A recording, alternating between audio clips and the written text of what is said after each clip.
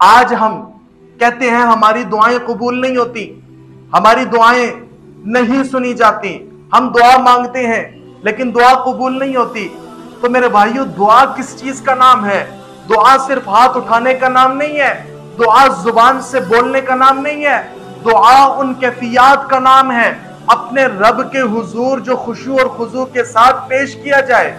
دعا تو اس چیز کا نام ہے کہ اپنے رب کے سامنے اپنی طلب کو ظاہر کیا جائے۔ ایک صحابی رسول صلی اللہ علیہ وسلم گھر کے اندر کئی روز سے فاقے ہیں، گھر کے اندر آ کر دیکھا کچھ بھی نہیں ہے کھانے کو، فوراً سے مسجد نبوی میں گئے، جا کر وضو کیا، 2 رکعت صلاۃ الحاجت پڑھی اور دعا کی، یا اللہ میرے گھر میں کھانے کے لیے کچھ نہیں ہے، آپ اپنے غیب کے خزانوں سے عطا فرما دیجئے۔ اب گھر آئے، آ کر بیوی سے پوچھا کہ کچھ ملا؟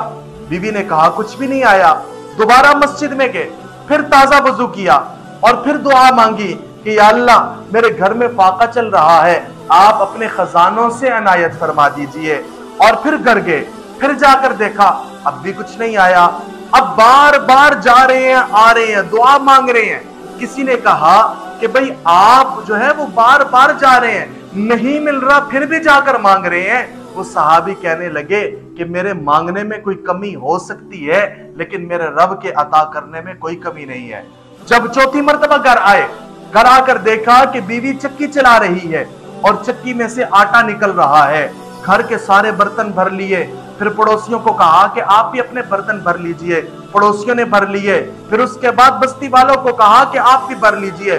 جب ساروں نے بھر لیے برتن، اس کے بعد اس صحابی نے سوچا کہ میں ذرا اس چکی کے پارٹ کو اٹھا کر تو دیکھوں میرے رب نے اس کے نیچے کون سا خزانہ دفن کر دیا ہے۔